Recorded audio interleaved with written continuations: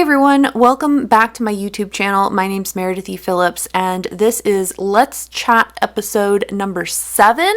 It is also our very first crossover episode, because this is also Querying Chronicles number 6. The crossover you never expected but always wanted. And in this episode, we do have to say goodbye. We have to say goodbye.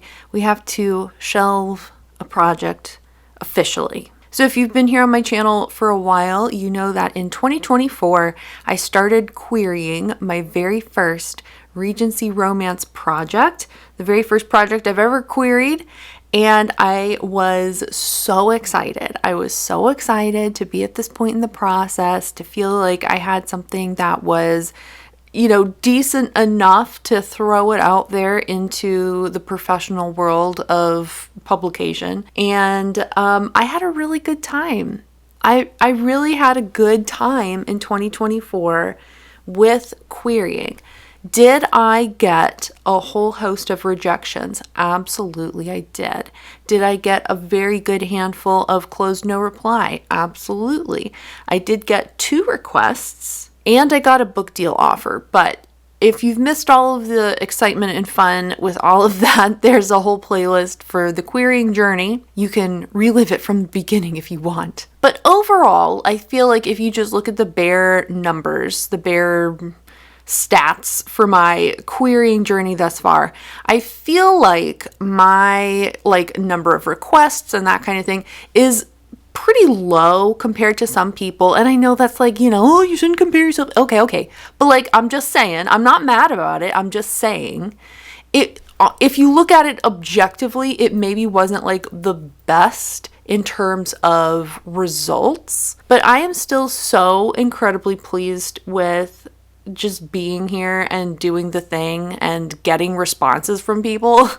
So on the whole, I really feel like I've had a good time. I've learned a ton, and I'm almost ready to start the process all over again with my current project. But before I can start something new in the query trenches, I have to say goodbye to the old project. I have to shelve a project. Now, I have shelved projects many times in the last 9 years almost that I've been writing. I've shelved multiple YA fantasy projects. I've shelved my Western romance project. I've shelved project model rom-com. If you were here a couple years ago, that's what I was working on for 2 years or something crazy. I've shelved a lot of projects, and typically with those projects, they got to a point where I either felt okay, I don't like this anymore and I just don't want to work on it.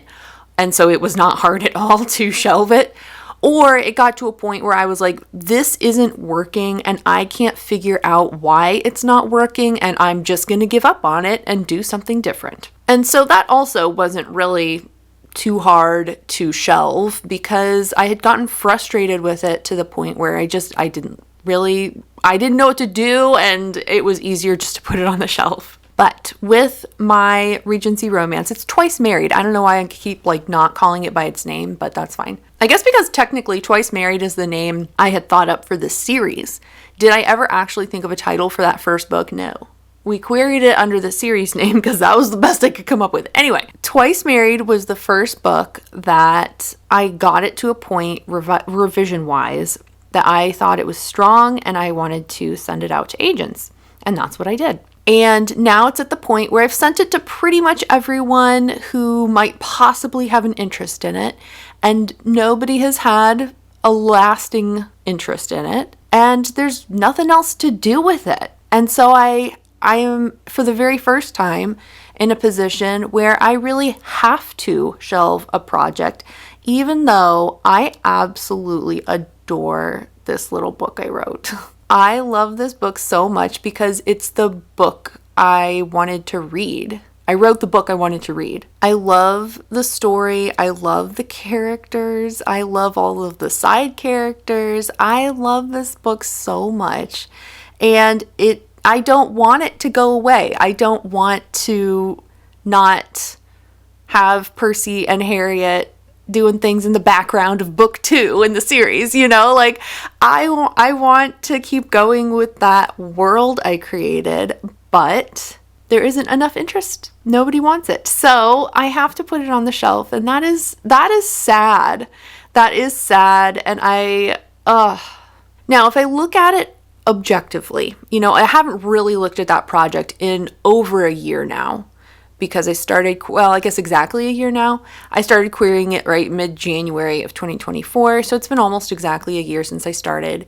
And, once I started, I was not going back through the book and like rereading it and tweaking things and like changing stuff. I was done with it. The revisions were finished, and I really did not go back in and do anything further with it. So I really haven't looked at it in a long time. And so when I think back on that story and that project and all of the plot elements and all of the things, I can see objectively why it was not getting a huge response from agents. And I think it's probably because the premise is not super hooky. It's not anything super innovative or different. It's not a twist on an old trope. It's not, there's nothing fresh and new about it. It's just a cute story.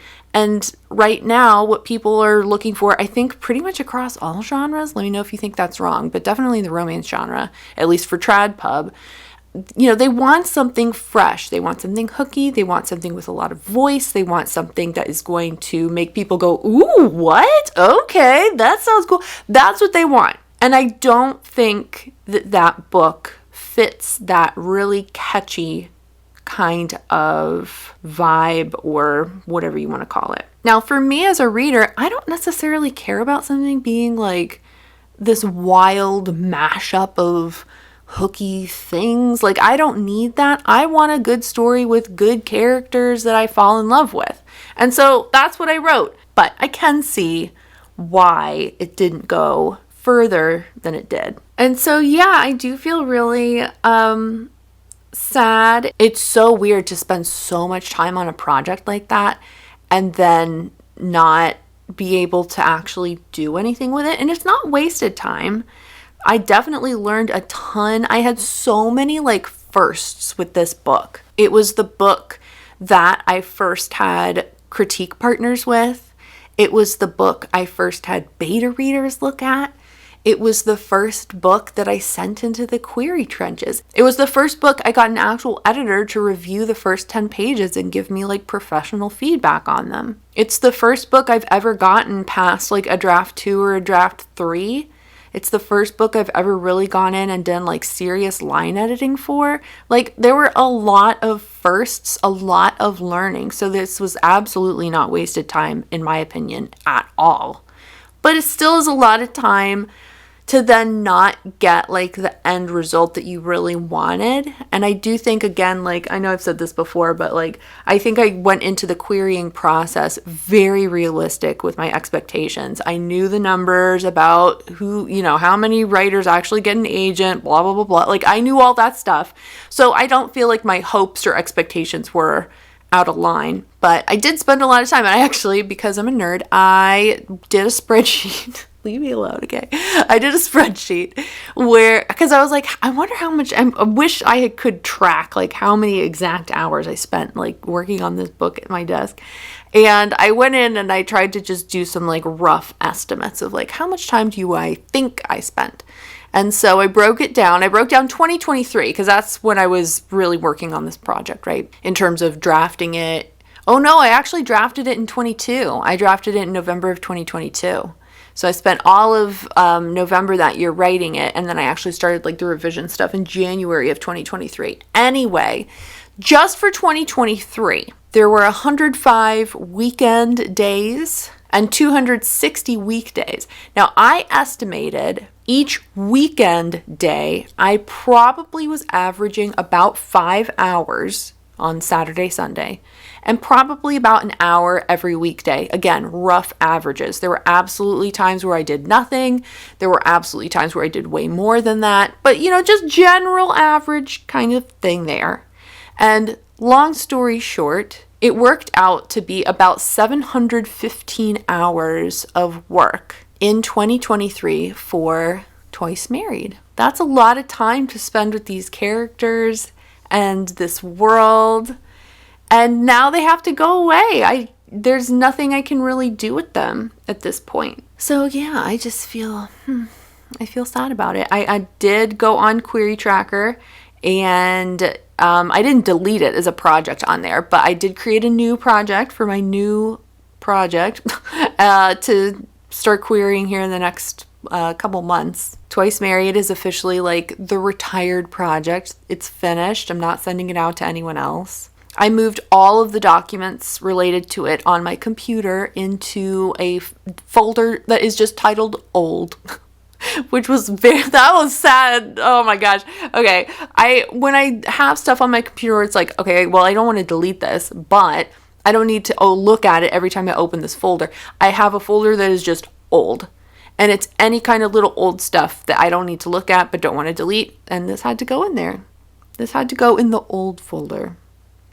Because it is no longer the current project in any capacity. So here we are, mid-January 2025, and I have shelved my very first project that I didn't want to shelve. I'm very proud of this project. I love it. I still love it so much.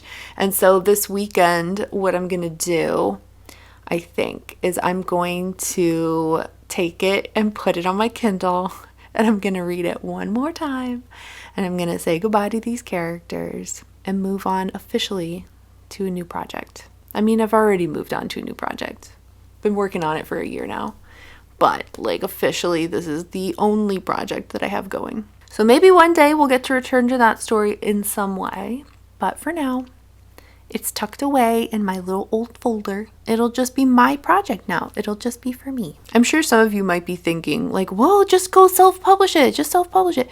I don't feel like you can, quote, just self-publish something. It takes a lot of effort to self-publish something.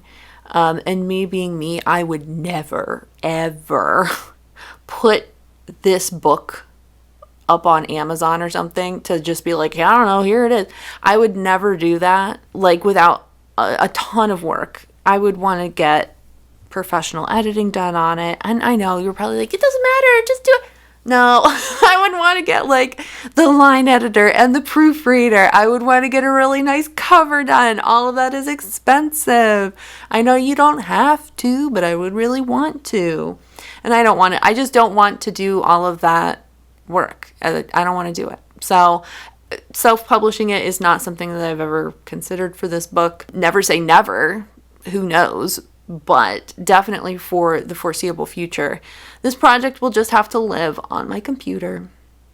And maybe when the time is right, at some future point in time, it will come back to play. So let me know if you've ever had to put away a project that you absolutely loved, but for whatever reason, it was not going to be something that you could continue working on. It's a little bit heartbreaking, but such is the life of a writer, I guess. So that is officially the end of Querying Chronicles for the moment. Like I said, I am gearing up to be ready to query my current project by the end of Q1, by the end of March. So I'm still on track for that as far as I can tell. So I'm excited to get that one out there and start the process. And I'll definitely start up the, Querying Chronicles vlogs again when that's getting closer to actually leaving my inbox. But until then, and definitely for Twice Married, the Querying Chronicles are finished. Thank you very much for taking the time to listen. I hope you have a great rest of your day, and I will see you next time.